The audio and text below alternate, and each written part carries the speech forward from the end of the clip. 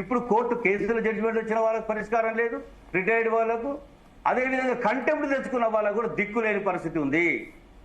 ఇది జరుగుతూ ఉంది, కోకొల్లలుగా కళ్ళ ముందు కనబడతా ఉన్నాయి. ఇంకా ఎవరో చూపెట్టండి అంటే ఎట్లా వచ్చి చూపెడతారు? ఎంతమంది వస్తారు? అన్న మీరు చెప్పేది ఇబ్బందులు లేవని కాదు, అన్ని సమస్యలు అందరికీ ఐడియా ఉన్నది.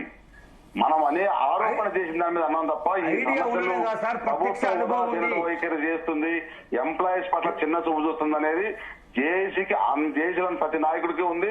ముఖ్యంగా పెన్షన్ సంఘాలు, పెద్ద 7 పెన్షన్ సంఘాలు కూడా ప్రతిరోజు దాని మీద పోరాటం చేస్తూనే ఉన్నాయి. సార్ నేను అడుగుతున్నా, మా యూఎస్పీసీ యూటీఎఫ్ ఆధ్వర్యంలో బ్రహ్మాండంగా ధర్నా చేసి hats off to them. Pensioners ఒక ధర్నా చేశారు, hats off to them.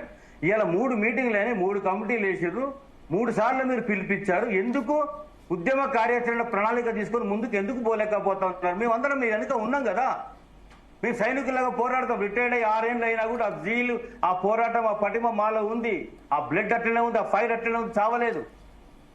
Definite గా ముందుకు వస్తాం, మీకు బాసటగా నిలబడతాం. ఏ ఇబ్బంది వచ్చినా మేమున్నాం. ఎందుకు మీరు సమరం సాగించండి, ప్రభుత్వంతో ఘర్షణ పడమని నేను చెప్పడం లేదు. ప్రభుత్వం మీద ఒత్తిడి పెంచండి, ప్రభుత్వం మెడలు వంచండి. అరే ఫ్రీ పథకాలన్నీ ప్రజలకు పంచి పెడుతూ 98% ప్రజల ముందు మీ భాగవతం బయట పెడతా, వాళ్ళ ముందు మిమ్మల్ని నిలబెడతా, ఏ స్కీమ్ బంద్ చేసి మీకు ఇవ్వాలని అడుగుతాడు అవకాశం ఒక రాష్ట్ర ముఖ్యమంత్రి? How dare he's? ఎట్లా అడుగుతాడండి?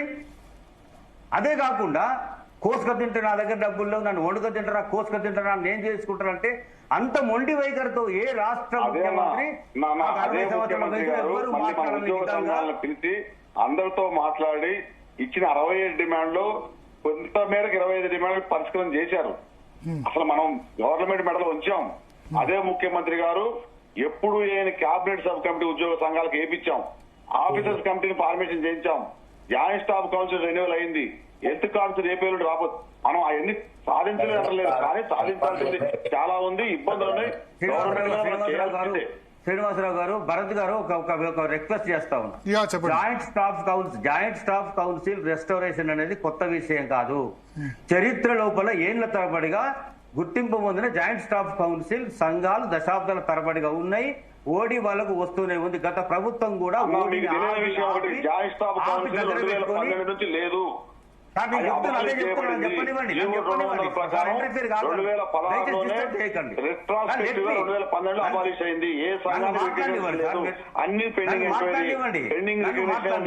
మీరు ఒకసారి ఆ జీవో చదువుకోండి. అరే నన్ను మాట్లాడినివ్వండి. జీవో చదవక ఇక్కడ కూర్చోలేదు. జీవో తెలుసు, అన్ని తెలుసు. మాట్లాడండి. నేను చెప్పేది మనకున్న అందులో డౌట్ లేదు. జాయింట్ స్టాఫ్ కౌన్సిల్ అని ఎవరు తెచ్చారు? మీరు మాట్లాడారు ప్రస్తావన. జాయింట్ స్టాఫ్ కౌన్సిల్ మీరు జాయింట్ స్టాఫ్ కౌన్సిల్ తీశారు. అది జాయింట్ స్టాఫ్ కౌన్సిల్ కొత్తది కాదు, మనకు వచ్చింది కాదు, గయేళ్ల తరబడి ఉంది. మనకి ఇచ్చారు. గత ప్రభుత్వం అరే లెట్ మీ కంప్లీట్. గత ప్రభుత్వం ఇవ్వకుండా ఆపి రూల్ మాట్లాడాలి, ఉన్నది మాట్లాడండి, వాస్తవం గవర్నమెంట్ పట్టించుకోవాలి. ఈ వాయిస్ ప్రభుత్వం దగ్గర వినిపించండి, నా దగ్గర కాదు. ప్రభుత్వం దగ్గర వినిపించండి. ఇట్లా మీరు వాయిస్ నేను ఉద్యోగులకి టీవీ ద్వారా అందరూ వింటున్నారు. మీరు అభ్యంతరం చేయకండి దయచేసి. శ్రీనివాసరావు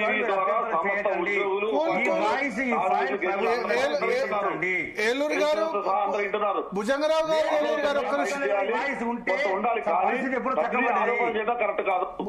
అంటే ఉద్యోగులను భయపెడతారు, ఉపాధ్యాయులను భయపెడతారు, మాలాంటి కూడా భయపెడతారా? ప్రభుత్వం మిమ్మల్ని భయపెడితే మీరు మీ ద్వారా ప్రభుత్వం మమ్మల్ని భయపెడతారు. పార్టీలు కాదా? భయం ఏంటంటే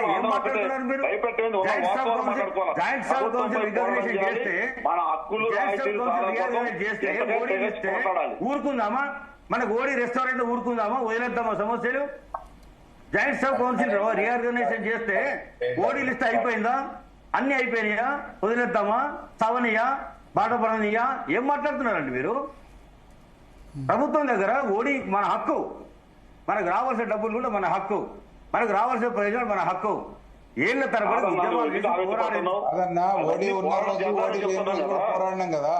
ఓడి లేని రోజులు కూడా రవి గారు మీకు తెలుసు.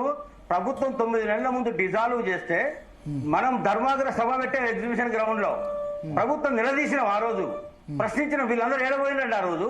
టీఎన్జీఓలు ఏడబోయినారు, టీజీఓలు ఏడబోయినారు, ఎక్కడ పోయినండి ఆ రోజు? 104 సంఘాలతో మనం ధర్నా చేశాం, సభ చేశాం. అప్పుడు ఆ రోజు ఎక్కడ ఉన్నారండి వీళ్ళంతా? ప్రభుత్వానికి వద్దబడిన వాళ్ళు కాదా మీరు?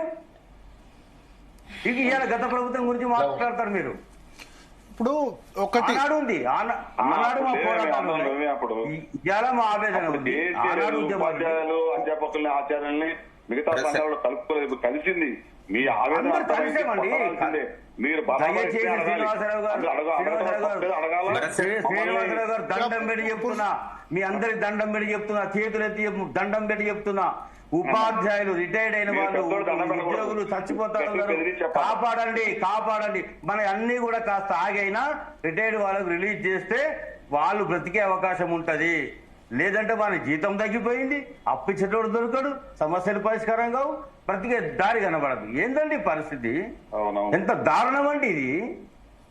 రోగం వస్తే పోదామంటే బిల్స్ వాటి విషయంలో మీరు బరాబర్ మీరు మాట్లాడాల్సిందే, మమ్మల్ని తిట్టాల్సిందే, అందులో లేదు. మేము ఏ కొద్దిగా అయినా ఉరికియాల్సిందే మమ్మల్ని.